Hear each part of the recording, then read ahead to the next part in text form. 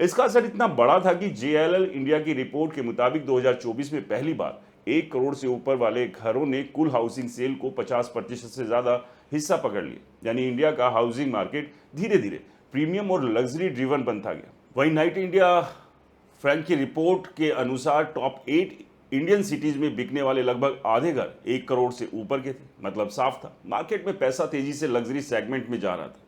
लेकिन यहीं से प्रॉब्लम की एक नींव भी रखी जा रही थी, क्योंकि इस बूम का बड़ा हिस्सा एंड यूजर नहीं बल्कि इन्वेस्टर्स चला रहे थे, खासकर NRIs, gulf countries, UK, Canada, Australia और अमेरिका में बैठे हजारों भारतीयों ने इंडिया में करोड़ों की प्रॉपर्टीज खरीदी। वजह भी साफ थी, उन्हें लगा इंडिया का रियल एस्टेट अगले 10 साल में 2 गुना 3 गुना हो जाएगा। कई डेवलपर्स ने एनआरआई बायर्स के लिए अलग सेल्स कैंपेन चलाए। दुबई और सिंगापुर में लग्जरी प्रॉपर्टी रोड शो हुए, buy now before price double जैसे स्लोगन्स चलाए गए। लेकिन जब ग्राउंड रियलिटी धीरे धीरे बदल रही है, क्योंकि प्रॉपर्टी प्राइस तो तेजी से ऊपर चले गए लेकिन रेंटल इनकम उतनी नहीं बढ़ी। यहीं से इस पैनिक सेलिंग की सबसे बड़ी वजह बन रही।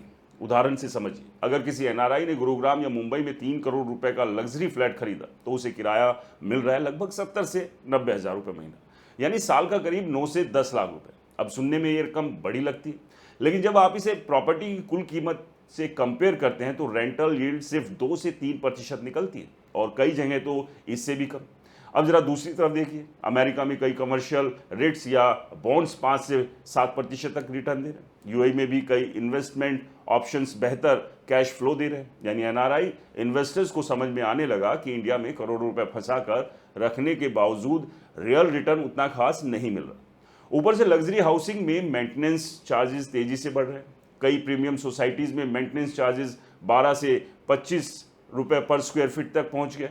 और अगर किसी के पास 2000 स्क्वायर फीट का अपार्टमेंट है तो उसका मंथली मेंटेनेंस 25,000 से 50 तक जा सकता है। और ये सिर्फ सोसाइटी मेंटेनेंस है। इसके अलावा property tax, repairs, club charges, brokerage, vacancy loss और लीगल कंप्लाइंस अलग से।